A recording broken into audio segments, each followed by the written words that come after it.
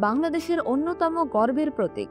তিনি শুধু একজন অর্থনীতিবিদ নন, বরং দারিদ্র্য বিমোচনের পথে এক বৈপ্লবিক ভাবনার জন্মদাতা। তবে প্রশ্ন হলো, কিভাবে তিনি পৌঁছেছিলেন নোবেল পুরস্কারের শেষ শিখরে? শুরু হোক শুরু থেকেই। 1940 সালের 28শে জুন চট্টগ্রামে জন্মগ্রহণ করেন মোহাম্মদ ইউনুস। শিক্ষাজীবন শুরু করেন নিজ শহরে, আর পরে উচ্চতর ডিগ্রি নিতে চলে যান যুক্তরাষ্ট্রের ভ্যান্ডারবিল্ট বিশ্ববিদ্যালয়ে। সেখান থেকে ফিরে তিনি শিক্ষকতা শুরু করেন চট্টগ্রাম বিশ্ববিদ্যালয়ের অর্থনীতি বিভাগে। কিন্তু তার নোবেল জয়ের যাত্রা শুরু হয় এক ভয়াবহ সময় থেকে।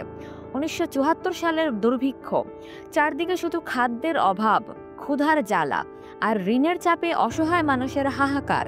ডক্টর ইউনুস সেই সময় উপলব্ধি করেন এই মানুষগুলোর জন্য প্রয়োজন এমন একটি অর্থনৈতিক পথ যেটা হবে সহজ, মানবিক এবং স্বাধীনতার প্রতীক।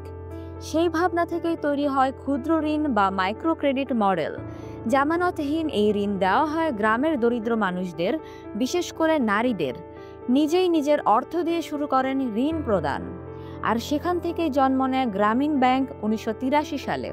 উদ্দেশ্য ছিল স্পষ্ট, এই ব্যাংক হোক দারিদ্র্য থেকে মুক্তির হাতিয়ার। গ্রামীণ ব্যাংকের এই মডেল ছিল রীতিমতো বৈপ্লবিক। ঋণ গ্রহীতাদের মধ্যে সময় মতো ঋণ পরিশোধের হার ছিল প্রায় 98%। কোনো জামানত ছাড়াই এমন রেকর্ড গড়ে পুরো ব্যাংকিং বিশ্বকে হতবাক করে দেন ডক্টর ইউনুস।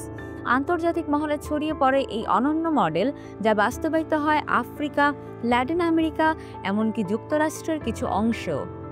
এত কিছুর পর আসে সেই গৌরবময় স্বীকৃতি। 2006 সালে ডক্টর মোহাম্মদ ইউনুস ও তার প্রতিষ্ঠিত গ্রামীণ ব্যাংককে শান্তিতে নোবেল পুরস্কারে ভূষিত করে নরওয়েজিয়ান নোবেল কমিটি।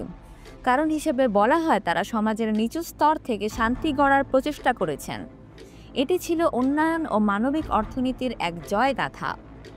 নোবেল পাওয়ার পর ডক্টর ইউনুস থেমে থাকেননি। তিনি সোশ্যাল বিজনেস ধারণার প্রবর্তক হিসেবে বিশ্বজুড়ে কাজ করে যাচ্ছেন। তার এই ধারণা অনুসরণ করে এখন পৃথিবীর 70টিরও বেশি দেশে গড়ে উঠেছে ক্ষুদ্র ঋণ ভিত্তিক প্রতিষ্ঠান। এই অনুপ্রেরণা হোক নতুন প্রজন্মের সামনে সমাজ পরিবর্তনের উদাহরণ। শেষে বলা যায়, ডক্টর ইউনুস দেখিয়ে দিয়েছেন ছোট্ট একটি আইডিয়া দিয়ে বিশাল পরিবর্তন আনা যায়। তার পথ চলা আজও শিক্ষা দেয়, মানবিকতা আর অর্থনীতির সংমিশ্রণই হতে পারে একটি দেশের উন্নয়নের ভিত্তি।